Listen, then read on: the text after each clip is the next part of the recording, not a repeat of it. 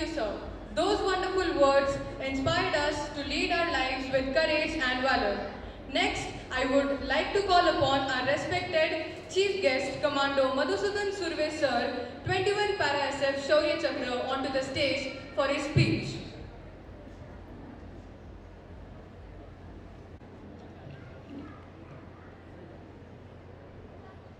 जय हिंद। भारत माता की, भारत माता की, भारत माता की। जननी जन्मभूमिश्च स्वर्गादपि गरीयसी, भरा नहीं जो भावों से बहती जिसमें रसधार नहीं, हृदय नहीं वो पत्थर है जिसमें स्वदेश का प्यार नहीं।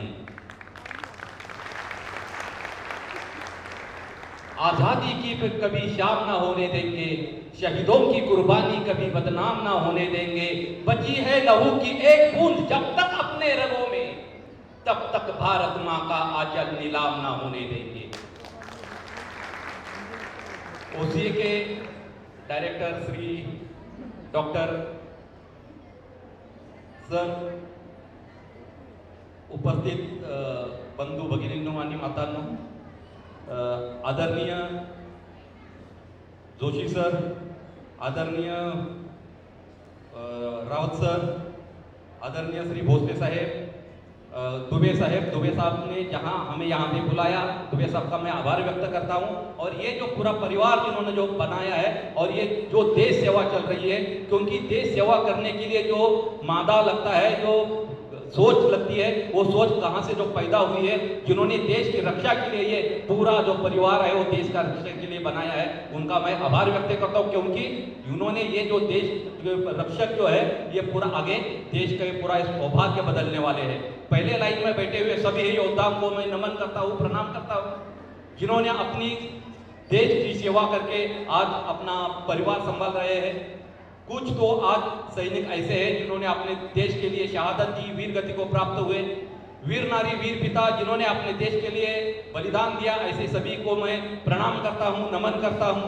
और आज हमें यहाँ पे इकट्ठा होने का कारण है कि कारगिल विजय दिवस, कारगिल विजय दिवस का मैं ऐसा एक सैनिक हूं जिन्होंने तोलोलिंग के ऊपर झंडा फहराने का हमें मौका मिला। बहुत बड़ी, क्योंकि अभी थोड़ी देर पहले हमको सर ने बताया था कि तोलोली मतलब कारगिल के बारे में थोड़ी हिस्ट्री बताई थी, और वो हिस्ट्री के बाद अभी ज़्यादा कुछ बताने की ज़रूरत नहीं है, लेकिन मेरा क्या रोल था उसमें मैं वो आपको बताने की कोशिश करता हूँ। मेरा यूनिट 21 पैरा स्पेशल फोर्स, जो कि जोरहाट में था, जोरहाट से हमको उठा के आसाम से उठा के हमको श्रीनगर में लेके गए, और वहां से आपको पूरी उसकी पीछे की कहानी आपको मालूम ही है, क्योंकि NH1 श्रीनगर से लेह तक जाने वाला जो हाईवे है, उसके ऊपर पाकिस्तान ने अटैक कर दिया था। ऐसा समझौता है कि अक्टूबर महीने में जब बारिश गिरती है, तब आपको सबको अपने अपने देश के अंदर आना होता है। और जब हमारे इस पूरे सैनिक जब अपने पोस्ट छोड़ के नीचे की तरफ आए, तब पाकिस्तान ने आके जाके उनके ऊपर अपना कब्जा कर लिया, और उस कब्जे का नतीजा था कि हमारे सैनिक जो है ये लड़ाई शुरू हो गई थी। हमारे यूनिट को एक टास्क मिला था कि आपको कारगिल में जाना है, लेकिन स्पेशल फोर्सेस होने के कारण हमें वो हमारा आइडेंटिटी दिखानी नहीं थी। स्पेशल फोर्सेस से पहले कि आपको एक थोड़ी सी कहानी बता दूं, क्योंकि मैं 1992 में भारतीय सेना में भर्ती हुआ था। जब मेरा हिस्ट्री इसके पीछे की ऐसी है कि मेरी एक चौथी पीढ़ी भारतीय सेना में है। मेरे परदादा अंग्रेजों की सेना में थे, उसके बाद मेरे दादाजी भारतीय सेना में थे, मेरे 4 काका भारतीय सेना में थे, 4 काकाओं के 7 भाई हम भारतीय सेना में हैं, और अगली पीढ़ी जो हमारी आती है वो भी भारतीय सेना में या पूरी डिफेंस में जाने के लिए तैयार है। मैं जब 6 महीने का था तब मेरे पिताजी शहीद हुए थे। उसके बाद मेरे मम्मी का भी थोड़ी देर पहले आपने जब ये कहानी देखी थी कि तो मम्मी का और मेरी माँ का एक ही कहना था कि आपको सेना में जाना है, और वहाँ से ही शुरू होती है ये स्टोरी। और जब से बचपन से ही आपको यही जब बताया गया कि आपको भारतीय सेना में ही जाना है, बदला लेना है, तो थोड़ा सा माइंड चेंज हो जाता है। और ऐसे गाँव से मैं आता हूँ जिस गाँव में 234 जवान फर्स्ट और सेकेंड वर्ल्ड वॉर में वीर गति को प्राप्त हुए थे। और तो ये पूरी स्टोरी जब आपके पीछे की ऐसा इतना बड़ा इतिहास है, तो इतिहास को कैसे हम भूल सकते हैं। और ऐसे में जब हमें पता चलता है कि आपको, मैं जब भारतीय सेना में जब मैं भर्ती हुआ, उसके बाद मराठा लाइट इन्फेंट्री में मैंने ट्रेनिंग करी, उसके बाद कुछ आगे करने की सोची और फिर मैं वॉलेंटियर हुआ स्पेशल फोर्सेस के लिए। स्पेशल फोर्सेस की ट्रेनिंग के बारे में शायद आपको पता होगा, जिसके पास मैरून कैप है, जिसकी छाती में बलिदान है, बलिदान के आगे कुछ जीतने के लिए आपके पास है नहीं। बलिदान मतलब अपने देश के लिए अपने बलिदान हो गए और अपने परिवार का अपने त्याग कर दिया है। ऐसे में जब आपको पता चलता है कि ऑपरेशंस में जाना है, ऑपरेशंस क्या होते हैं, शायद आपको बच्चों को पता, आप अभी जो नए एकेडमी में है उनको पता होगा, लेकिन ये पालने हैं उनको शायद पता नहीं होगा। ऑपरेशंस होते हैं कि छोटे छोटे टुकड़ियों में जाके दुश्मन को खत्म करना। ऑपरेशन होता है जो ओटी में डॉक्टर साहब करते हैं, वो ऑपरेशन नहीं, वो ओटी में करते हैं कि जितना जरूरत है उतना ही वो भाग हिस्सा निकालते हैं या उतने भाग को आप एनेस्थीसिया देकर सुन करके उसका ऑपरेशन करते हैं। लेकिन भारतीय सेना जो ऑपरेशन करती है, जितनी जरूरत है, जितने उनको मारना है उसको मार के वो वापस अपने देश में वापस आते हैं और अपना वर्चस्व जो है स्थापित करते हैं। ऐसे ऑपरेशन में लड़ने का मुझे कुछ मौका मिला, तो उससे सबसे पहले मेरा तो ऑपरेशन था ऑपरेशन राइनो आसाम, उसके बाद था ऑपरेशन ऑर्चिड नागालैंड, उसके बाद ऑपरेशन हिफाजत 1 मणिपुर, उसके बाद ऑपरेशन पराक्रम जम्मू एंड कश्मीर, उसके बाद ऑपरेशन रक्षक जम्मू एंड कश्मीर, उसके बाद ऑपरेशन कारगिल जो विजय के नाम से जाना जाता है, उसके बाद ऑपरेशन हिफाजत 2 मणिपुर, जिसके अंदर मुझे 11 गोलियां लगी। उसके बाद ऑपरेशन 11 गोलियां लगने के बाद दूसरे बाद ऑपरेशन था operation UM mission south Africa Congo. ऐसे ये सब ऑपरेशंस का एक आपको कहने का मतलब ये है कि क्योंकि आप पूरा भविष्य हो देश का, आपको ये जरूरी है, क्योंकि ये मेडल्स जो है किसी बाजार में नहीं मिलते, उसके लिए आपको बर्फ या उसके किसी ऐसी तंग स्थितियों में आपको जाना पड़ेगा, तब जाके आपको ये ऐसे मेडल्स मिलेंगे, तब जाके आपकी छाती ये फूल जाएगी, तब आपको लगेगा कि मैंने अपने देश के लिए जो त्याग किया है उसका परिणाम जो है मेरे छाती पर है, और आप गर्व से कहोगे कि मैं एक सैनिक हूं। और ऐसे में जब हमें पता चलता है कि हम जब कारगिल के लिए हमको रवाना किया, कारगिल में रवाना होते ही हम जब हमारा यूनिट 21 पैराशूट की एक टीम, बाकी की मॉस्को वैली के ऊपर कुछ टीमें चली गई, कुछ टीमें लोला वैली की चली गई, लेकिन मेरी टीम को जो टास्क मिला था वो मिला था तोलोलिंग वाला टास्क। तोलोलिंग के लिए जब हम जा रहे थे, जब पहले ही दिन हम अपने टारगेट पे पहुंचते ही जब मंदिर सर्वधर्म स्थल मतलब जहां पे सभी धर्मों का ग्रंथ जो आपके बाइबल, कुरान, गुरुद्वारा के जब जितने भी आपने महाभारत का गीता या रामायण आपके सभी एक जगह पे ऐसे लगी जाती है, और ऊपर जो खड़ा रहता है वो रहता है हमारा भारत का तिरंगा, उसके पुजारी हम हैं। और ऐसे में जब तिरंगा अपने पूरे जब वो हमारा टास्क था कि हमको मंदिर बनाना था, मंदिर बना रहे थे, तब तक ऊपर से पाकिस्तान का एक बॉम्ब आता है और हमारे 4 बंदों को वीर गति को प्राप्त होते हैं, उनके चितड़े उड़ते हैं, हमारे शरीर के ऊपर आते हैं। फिर एक भावना उकलती है कि हम अपनी उसके लिए क्या करें। फिर हम एक वॉलेंटियर होते हैं, कुछ हमारे सीओ साहब को बताते हैं कि हमको इसका बदला लेना है। बदला लेने के लिए क्या करना पड़ेगा, तो हमको पाकिस्तान में घुसना पड़ेगा, क्योंकि पाकिस्तान डायरेक्ट हमारे ऊपर फायर कर रहा था, क्योंकि वो कारगिल के ऐसे ऊंची चोटियों के ऊपर बैठा हुआ था। 19,000 फीट की जो थी टाइगर हिल थी और 18,000 फीट की जो तोलोलिंग थी।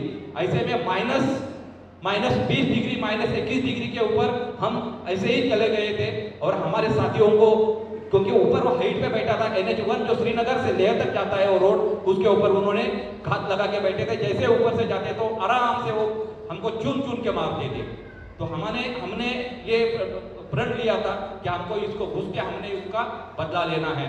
फिर हमने हमारे कुछ साथी वॉलेंटियर होके हम वैसे ही पाकिस्तान वाला फेरन पहन के अंदर से चले गए उनके तरफ, क्योंकि बर्फ बहुत ज्यादा थी, घुटने तक बर्फ थी, और ऐसे में घुस के व्हाइट वाला स्नो ड्रेस पहन के हम वहां पे गए। उनको हमारे पीठ के ऊपर हमने मुर्गियां रखी और उनको बोला था कि आ जाओ, हम आपका मुर्गी लेके आए हैं। वो ऊपर से आते थे और उनको हम काटते थे, और ऐसे में काट के उनके जो है हमने उनको कभी उनके जितने भी आइडेंटिटी कार्ड और उनके हथियार लेके हमने जब देश के ऊपर 14 जुलाई को हमने तोलोलिंग के ऊपर विजय हासिल करी थी, और 14 जुलाई को ही सुबह 4 बजे के करीब तोलोल टाइगर हिल के ऊपर विजय हासिल हुई थी।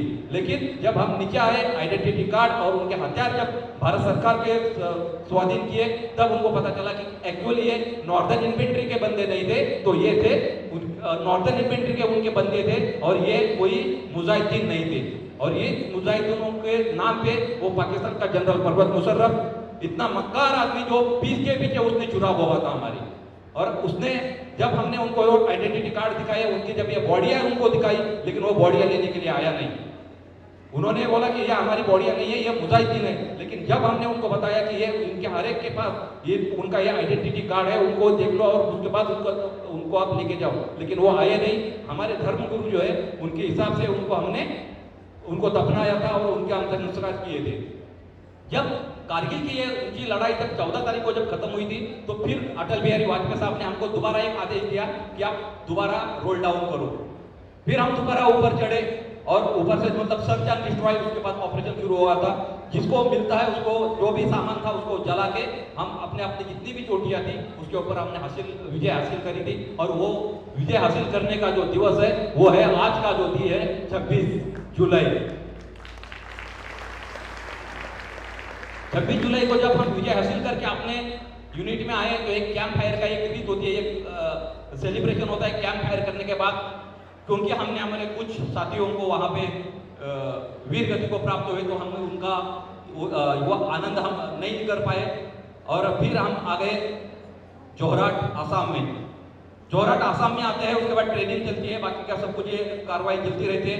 और ऐसे में ये होता है, एक दिन हमारे सीओ साहब को खबर आती है कि मणिपुर के चुराचांदपुर में कुछ आतंकवादी अपने देश के अंदर घुसे हुए हैं। जब शिव साहब को जब खबर लगती है, तो शिव साहब मेरे ट्रूप को आदेश देते हैं कि सुरवे तुझे लेके ये बंदे लेके जाना है, और ये क्योंकि 20-25 आतंकवादी है, उसको मारने का या उनको खदेड़ने का काम तुम्हारा है, और तुम जाके वहां से ये ऑपरेशन करके वापस आ जाओ। मैं अपने टीम को तैयार करता हूँ 20 बंदे में, क्योंकि मेरे लिए ये 20 बंदे कोई मायने नहीं रखती थी, क्योंकि हमको पता था कि 20 बंदे के लिए मेरा 2-2 एक जवान भी अगर आराम से अगर अम्बुश लगा के बैठ जाए तो उनको खत्म कर सकता है। तो हम 20 बंदों को लेके चला गया, मैं पूरा बैटल लोड चला गया। बैटल लोड में क्या क्या होता है, अपना खाने का राशन, आपके एम्यूनेशन, आपका सोने का राशन, मतलब सोने की जो भी आपको चाहिए वो होता है, वो पानी, जो भी आपके युद्ध की सामग्री जितनी भी होती है वो अपने पीठ के पीछे लेनी है। और उसका वेट होता है उस टाइम पे 37 या 38 किलोमीटर या तो 40 किलो का वेट हो जाएगा। और ऐसे में हम बारिश के महीने में निकलते, डेट थी 20 जून 2005, और 20 जून 2005 में शायद अब हमारे ये महिला मंडल को मालूम होगा कि 20 जून 2005 का ये तिथि कौन सी थी। तो वो तिथि थी वट पूर्णिमा का दिन था। और ऐसे में जब हम वहां से चले जाते हैं, 5-6 दिन चलने के बाद हम अपने टारगेट पे पहुंच जाते हैं। पहुंचने के बाद वहां पे देखता हूं तो पूरा धुआं हुआ है, और ऊपर से बिल्कुल ब्लैकआउट था। ब्लैकआउट का मतलब पूरे बादल आके वहां पे चिपके हुए थे। थोड़ी देर के बाद जब हम वहां पे पहुंचे, थोड़ी देर के बाद देखते हैं तो थोड़ा उजाला हो जाता है, बादल निकल जाते हैं, तब तक सुबह के 5 बज जाते हैं। 5 बजे ही पूरा अंधेर, मतलब फर्स्ट लाइट हो जाती है, दिखना शुरू हो जाता है। और हर घर से जितने भी आतंकवादी थे, हर घर में, क्योंकि हमको 20 आतंकवादियों का खबर मिली थी। जब हम अंदर उधर उस लोकेशन में पहुंचे तो हमको पता चला कि ये 20 नहीं, कम से कम 65 के करीब वो आतंकवादी थे, और उन्होंने पूरे गांव को घेरा हुआ था। जब गांव को पूरा घेरा हुआ है तो एक घर से निकलते, क्योंकि वहां पे कोई प्राथमिक विधि करने के लिए टॉयलेट या बाथरूम नहीं है, वो पूरा उनका जो है वो नाले के ऊपर ही चलता है, बाहर की तरफ ही जाते हैं वो। और ऐसे में जब ऊपर से एक आतंकवादी आता है, अपनी AK-47 अपने पीठ के ऊपर लगाता है, जाता है नाले के ऊपर जाता है, नाले से वापस आता है। और ऐसे हमारी जब गिनती हुई तब हमको पता चला कि ये कम से कम 65 के करीब वो आतंकवादी थे। फिर तब तक सुबह के 10-11 बज जाते हैं, और एक आतंकवादी जो है अपने एक घर के तरफ जाते हैं, उधर देखते हैं, वापस अपने लोकेशन में जाते हैं। तो मुझे थोड़ा सा कुछ शक हुआ तो मैं क्राउलिंग करके उस लोकेशन तक जाने की कोशिश की, और उधर जाके देखता हूँ तो एक घर के ऊपर 3 फ्लैग लगे हुए थे, और इस फ्लैग का मतलब था वहां पे 3 बड़े बड़े उनके कमांडर्स बैठे हुए थे। जब कमांडर बैठे हुए थे, मैंने सोचा और मैं यहाँ से वापस घूम रहा हूँ, वापस अपने लोकेशन में आ रहा हूँ, तब तक एक आतंकवादी वहाँ से आता है और उस घर की तरफ जाता है। जब वो आता है आतंकवादी, तो वो मुझे क्रॉस करके आगे की तरफ निकल जाता है, क्योंकि बारिश हो रही थी। बारिश होने के कारण उन्होंने पंचू ओढ़ के रखा था, मतलब हुड लगा के वो आगे की तरफ जा रहा था। मैंने ये सोच लिया कि अगर उसने मुझे देख लिया तो ये मेरे ऊपर फायर करेगा। मैं तुरंत उससे यू टर्न लिया और उसके पीछे चला गया। मेरे कमर में कुकरी थी, मैंने कुकरी निकाली, उसका मुंह बंद किया और उसका गला काटा और वहां पे साइलेंट कर दिया। गला काटने के बाद जब पता चलता है कि आदमी तुरंत मरता नहीं है, हकीकत जो पिक्चरों में दिखाते हैं वो कुछ अलग है। जब गला काटता है आदमी मरता नहीं है, सिर्फ ये इधर की जब हड्डी निकलती है, हवा निकलती है, वहां से आवाज करने की कोशिश करता है आदमी। तो उसने आवाज करने की कोशिश की, दोबारा एक बार निकल किया उसके ऊपर और उसके कान के नीचे वाली बड़ी वाली जो ये नस है वो उसको काटा और उसको वहां पे साइलेंट किया। थोड़ी देर वो तड़पता रहा, कमर के ऊपर घुटना लगाया और उसको उसका मुंह ऊपर की तरफ दबाया और पूरा हवा और उसका जितना भी खून था जब पूरा निकला नहीं तब तक उसने वो मरा नहीं।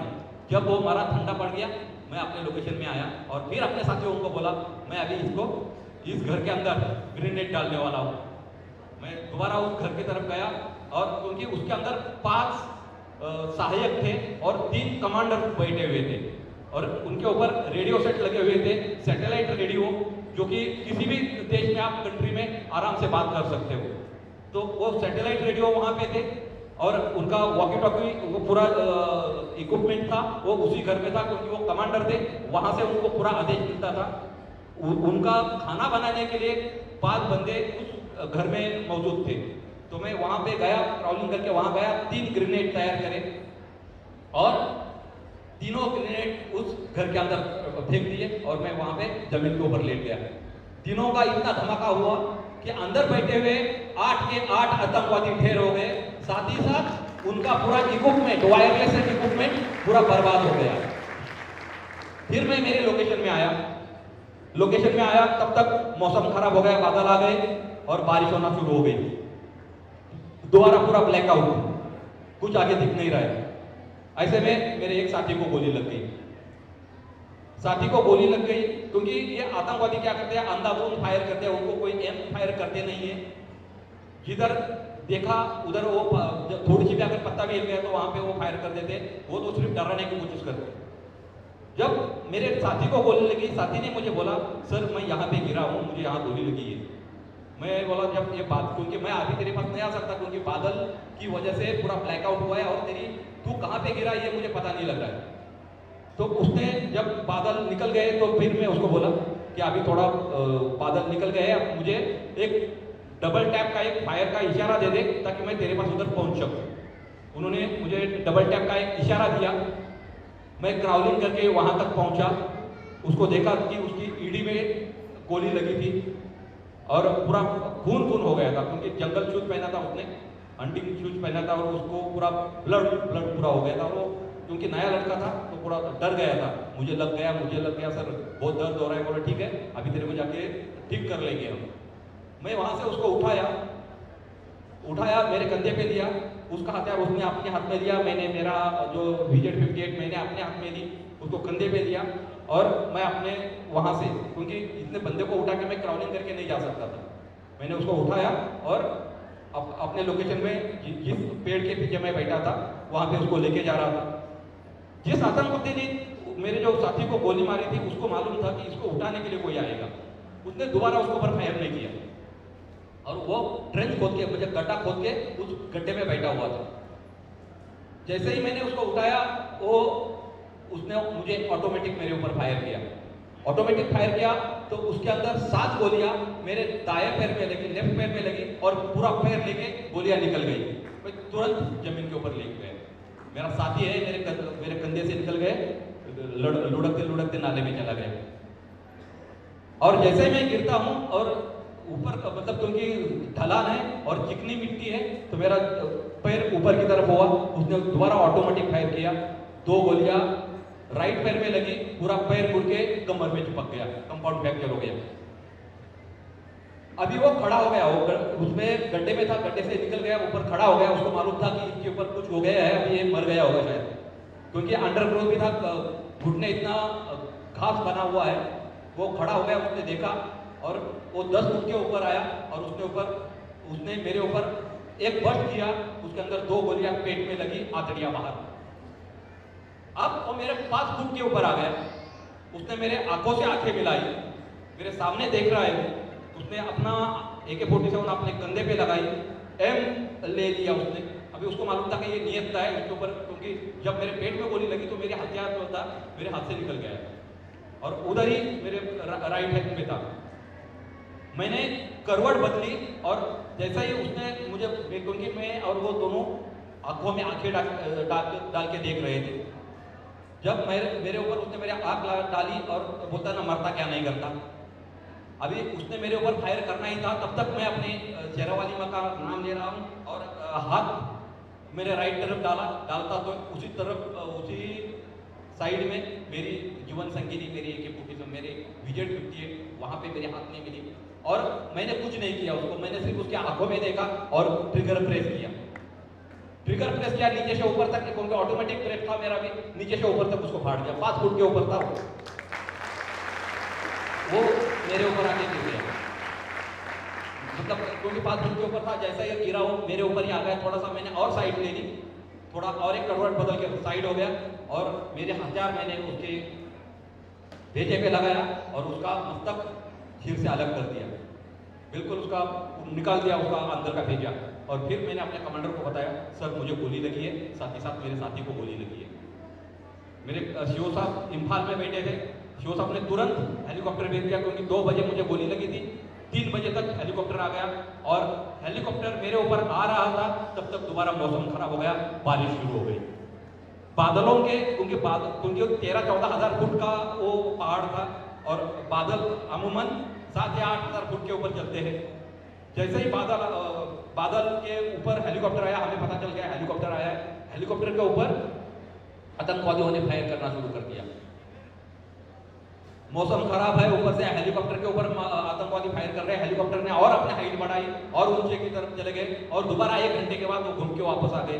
तब तक और मौसम खराब हो गया था, क्योंकि शाम के टाइम पे नॉर्थ ईस्ट में बहुत ज़्यादा बारिश होती है। और ऐसे में जब हेलीकॉप्टर उतरने की कोशिश की, हेलीकॉप्टर के ऊपर उन्होंने फायर करना शुरू किया। 5 बजे करीब नॉर्थ ईस्ट में पूरा अंधेरा होना शुरू हो जाता है और हम तो ऐसे ही पहाड़ियों में बैठे थे, उधर कुछ दिखता भी नहीं था, इतने पूरे घने जंगल थे। और हेलीकॉप्टर वहाँ से निकल गया। हेलीकॉप्टर के अंदर जो बैठे हुए जो कमांडर थे, उन्होंने बोला उनको सुबह तक बचा के रखो, जैसे ही फर्स्ट लाइट हो जाएगी हम इनको लेके इवैक्यूएट करके लेके जाएंगे। वो सारी रात मुझे उस जंगल में निकालनी पड़ी।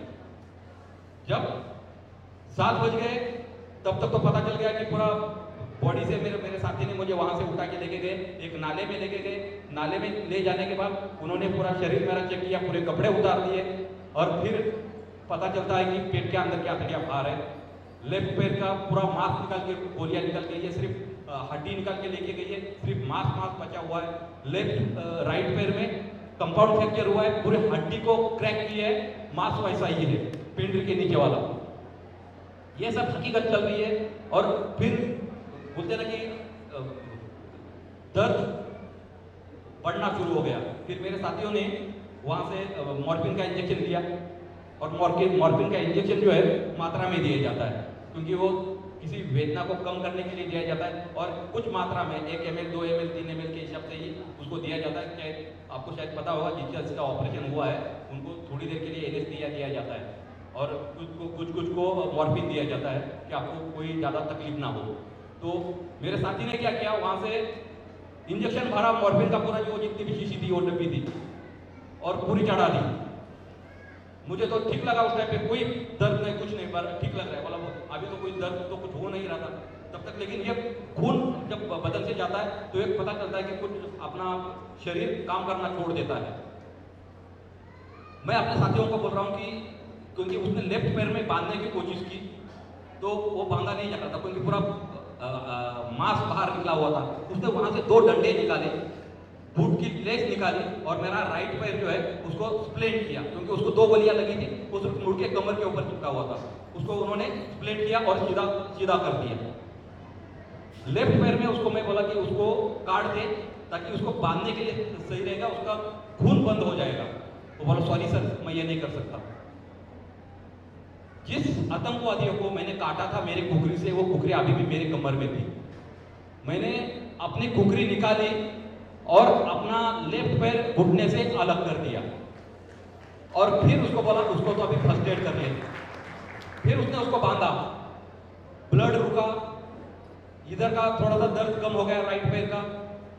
तब तक जवाब दिया शुरू किया पेट ने, क्योंकि पेट के अंदर 2 बुलेट लगी थी और 2 बुलेट पूरा का पूरा बुलेट पेट के अंदर था, बाहर नहीं निकला, क्योंकि मैं जमीन के ऊपर लेटा हुआ था। जमीन के ऊपर लेटे होने के कारण बुलेट को बाहर निकालने का मौका नहीं मिला, वो पूरा बुलेट अंदर ही रहा। अरे ऐसे में मुझे पता चल रहा है कि अंदर से कुछ तो कुछ भाग रहा है, दौड़ रहा है। तो मैं अपने साथियों को बोल रहा हूँ कि अंदर कुछ दौड़ रहा है मेरे। फिर उन्होंने क्या किया, उधर से क्योंकि नाले में बिठाया के रखा था, उन्होंने वहाँ से पानी लिया, पानी से जो आंतड़ियाँ थी वो साफ करने की कोशिश की, लेकिन क्या उसको डैमेज होने के बाद उसके अंदर जितने भी गंदगी है वो पूरी बाहर निकलना शुरू हो गई थी और उतना ही इंटरनल ब्लीडिंग उतना ही हुआ था। और ऐसे में थोड़ी देर के बाद पता चल रहा है कि बोला अपने थोड़ी सी नशा चढ़ते ऐसा ही नशा सा हो गया था। दर्द तो कुछ हो नहीं रहा था क्योंकि इंजेक्शन मैंने अपने शरीर में लिया था, लेकिन जितना जो ब्लड गया उसकी वजह से थोड़ी सी कमजोरी से आने लगी थी। और ऐसे में सारी रात निकलती है। मैं अपने साथियों को बोलता हूँ कि आपको चारों तरफ से आतंकवादियों ने घेरा हुआ है, आपने डिसिप्लिन रखना है फायर का। और ऐसे में जहाँ पे आप बैठे हो चारों तरफ से एक सारी रात फायर करना है। और ऐसे सारी रात में हमने 37 आतंकवादियों को मारा था। सुबह होती है, हेलीकॉप्टर आता है, हेलीकॉप्टर से हमको इम्फाल लिया जाता है। इम्फाल में जाने के बाद मेरे पेट की गोलियां निकाली जाती है और उसी तुरंत जैसे पेट की गोलियां निकाली और वहाँ से मुझे इम्फाल से 151 बेस हॉस्पिटल गुवाहाटी के लिए रवाना किया जाता है। गुवाहाटी में जाता हूँ 6 दिन के लिए, कोमा में चला जाता हूँ। 6 दिन के बाद मेरा पूरा परिवार वहाँ पे गुवाहाटी में आया हुआ होता है और उसके बाद मैं देखता हूँ कि मेरा पूरा परिवार वहाँ पे है। कांच से मुझे देख रहे हैं, कांच के अंदर, क्योंकि मैं अंदर आईसीयू में होने के कारण आईसीयू में किसी को छोड़ते नहीं है। वहाँ के कमांडेंट थे ब्रिगेडियर रामदास, उन्होंने मेरे परिवार को बताया था कि अभी आपका होश आया है, आपके लड़कों को आप बात कर सकते हो। लेकिन क्या होता है कि जो कमांडर के नीचे वाले जो डॉक्टर थे, डॉक्टर ने बोला कि इसके अंदर अगर ये जाएंगे तो ये पूरा इन्फेक्शन हो जाएगा ये, तो इनको थोड़ी देर मतलब और 2-3 दिन के लिए उनको आईसीयू में ही रहने दो, उसके बाद इनको हम मिलाने दे देंगे। तब तक तो क्या किया था मेरी डॉक्टर साहब ने 6 दिन के अंदर क्या किया था, मेरा ये राइट पैर जो उसको 2 बुलेट लगी थी, कंपाउंड फ्रैक्चर हुआ था, मेरे घुटने से नीचे ही वाला पूरा उन्होंने वो हड्डी निकाल दी और वहाँ पे एक स्टील का रॉड डाल दिया। आंतड़ियाँ जितनी भी खराब हुई थी उनको निकाल दिया, वहाँ पे आर्टिफिशियल आंतड़ियाँ उन्होंने लगा दी। और ये पूरी कार्रवाई 6 दिन में हुई। और उसके बाद जब मुझे होश आता है तो मुझे मिलने के लिए कमांडेंट आते हैं। और क्योंकि जो हमारे पास जो मेजर रैंक की जो नर्स थी, नर्स मैडम ने बताया साहब को उनको होश आया है, तो साहब मिलने के लिए आते हैं, मुझे शाबाशी देते हैं और मुझे पूछते हैं आपने अपना कार्य कर दिया लेकिन हम आपका पैर बचा नहीं पाए। अभी साहब को मैं बोल रहा हूँ, साहब मैंने एक पैर तो मेरे हाथों से काटा था लेकिन दूसरे पैर में कोई होश नहीं था, क्योंकि कमर तक पूरा चादर लगा के रखी थी। और बोला दूसरे पैर में हमने रॉड डाला है तो दूसरा पैर अच्छा है। तो मैं बोला दोस्तों साहब आपका धन्यवाद, क्योंकि एक पैर तो मैंने काटा था, तो आपको मालूम है आपने काटा था? बोला हाँ साहब, मैं पूरे होश में था और मैंने मेरे हाथों से मेरे पैर को काटा था। उसके बाद वो शाबाशी दे के निकल जाते हैं, तब तक मेरा पूरा परिवार मुझे कांच से देखता है और रोने लगते हैं तो थोड़ा सा दुख तो होता ही है। फिर मैंने अपने मैडम को, मेजर रैंक की मैडम थी, उनको बुलाया। मैडम को बोला मुझे कमांडेंट से बात करनी है। फिर मैडम ने बोला कमांडेंट को बताया कि ऐसे ऐसे आपसे बात करना चाहता है। कमांडेंट से जब मैंने बात की तो कमांडेंट को बोला साहब ये जितने भी मेरे परिवार से इधर आए हुए हैं उनको तुरंत आप मुंबई के लिए रवाना कर दो, क्योंकि अगर ये मेरे साथ रहेंगे तो मैं जल्दी ठीक नहीं हो पाऊंगा। तो कमांडेंट ने वही किया, उनको तुरंत मुंबई के लिए रवाना किया और फिर ये मुंबई की तरफ आ गए। और फिर वहाँ से मुझे गुवाहाटी में 3 महीने रहने के बाद मुझे पुणे के लिए आर्टिफिशियल लिम्ब सेंटर पुणे में है अपने इधर, कृत्रिम अंग केंद्र, वहाँ पे आया। वहाँ पे मैंने अपना पैर लगाया, पैर के ऊपर चलना सिखाया। और जब मुझे, क्योंकि क्या होता है कि जब आप ठीक हो जाते हो तो आपको छुट्टी मिलती है घर में जाने के लिए। तो मैंने उनके जो AFC के कमांडेंट थे उनको बोला था जब तक मैं अपने पैरों से खड़ा नहीं होता तब तक मैं छुट्टी नहीं जाऊंगा। फिर वो दिवाली का त्यौहार था, दिवाली के दिन मुझे छुट्टी छोड़ा गया क्योंकि मैं अपने पैरों के ऊपर चलना सीख गया था। क्या था कि वेट पूरा नहीं हो रहा था, लेकिन मैं अपने क्रेचेस लगा के वो चल सकता था। चलने के बाद, क्योंकि वो नवंबर दिसंबर का महीना था और ऐसे में एक खबर आती है 26 जनवरी का दिन आता है और महामहिम राष्ट्रपति missile man Bharat Ratna doctor APJ Abdul Kalam साहब का एक मेहमान बनने का मौका मिलता है। और उनका एक फोन आता है उनके सचिव साहब का कि आपको गैलेंट्री अवार्ड शौर्य चक्र से सम्मानित किया जाएगा, 26 जनवरी को आप दिल्ली में आ रहे हो। और वो दिल्ली की परेड होती है, वहाँ पे महामहिम राष्ट्रपति missile man Bharat Ratna doctor APJ Abdul Kalam साहब मेरे छाती के ऊपर शौर्य चक्र प्रदान करते हैं मुझे। और उसके बाद क्या होता है, एक रीत है कि जो बाहर के फॉरेन कंट्री के जो भी विदेशी मेहमान आते हैं उनके साथ आपको चाय पानी का एक बंदोबस्त होता है, चाय पानी के लिए जाना होता है। और फिर वहाँ से हम चाय पानी के लिए जाते हैं, क्योंकि उस टाइम पे मेरा पूरा परिवार, क्योंकि मैं, मेरा मामा और मेरी वाइफ, हम 3 बंदे गए थे उस सेलिब्रेशन के लिए। और जब मैं चल के आगे चला जाता हूँ तब तक एक पीछे से हाथ आता है और मेरे कंधे के ऊपर रखता है, क्योंकि मैं क्रेचेस के ऊपर था। और हाथ रखने के बाद वो मुड़ के आगे से मेरे तरफ देखते हैं और वो हाथ था महामहिम राष्ट्रपति जी का। महामहिम राष्ट्रपति भारत रत्न डॉक्टर APJ अब्दुल कलाम साहब मेरे कंधे के ऊपर हाथ रखते हैं और वो पूछते हैं कि आप मेरे साथ डिनर करोगे। वो डिनर ऐसा यादगार डिनर रहा आज मेरे लाइफ में, क्योंकि आज मैं जो खड़ा हूँ उसी डिनर की वजह से खड़ा हूँ। डिनर करते करते उन्होंने एक बात बोल के गए, वो बात मैं आपके साथ शेयर करना चाहता हूँ कि आप जिस वास्तु में बैठे हो वो वास्तु 24 घंटे में एक बार तथास्तु बोलती है। तो हमेशा देश के बारे में सोचो और वो सोच आपको एक दिन आपको बुलंदियों पर लेके जाएगी। और वही सोच मुझे लगता है कि आप सभी ने रखनी है। हमेशा देश के बारे में सोचो, मैं देश का कैसा कल्याण कर सकता हूं उसके बारे में सोचो। और हमेशा राष्ट्र को प्रथम रखो। जब राष्ट्र को प्रथम रखोगे, राष्ट्र को अगर पहला रखोगे, तभी आपका पूरा उज्जवल भविष्य आगे के लिए अच्छा हो जाएगा।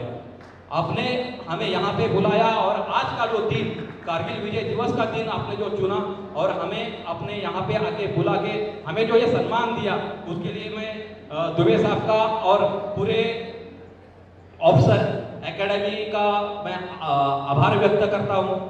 यहाँ पे उपस्थित सभी मान्यवरों का आभार व्यक्त करता हूँ। और जाते जाते, क्योंकि मैं अभी भी भारतीय सेना में कार्यरत हूँ, arm force medical store depot Kandivali में मैं कार्यरत हूँ। अगर किसी को किसी भी प्रकार की अगर जरूरत पड़ती है तो आप मुझे फोन कर सकते हो। और बहुत ही जल्दी मेरे ऊपर एक मूवी आ रही है जो कि मेरी भूमिका जो है रणवीर सिंह कर रहा है और मेरी वाइफ की भूमिका आलिया भट्ट कर रही है। डायरेक्टर नीरज चोपड़ा और मनीष शर्मा है। संगीतबद्ध जो उसको किया है अजय अतुल ने किया है और उसके अंदर जो पार्श्व गायक जो है वो अरिजीत है। बहुत ही जल्दी ये आपको बड़े पर्दे पे आपको ये कहानी देखने के लिए मिलेगी, क्योंकि ये शॉर्टकट मैंने आपको बताने की कोशिश की, क्योंकि टाइम का बहुत ज़्यादा हो रहा है और सबको भूख लगी है मालूम है। लेकिन क्या करें, थोड़ा सा दुबे साहब ने थोड़ा सा हमको बताया था कि आपने बताना जरूरी है।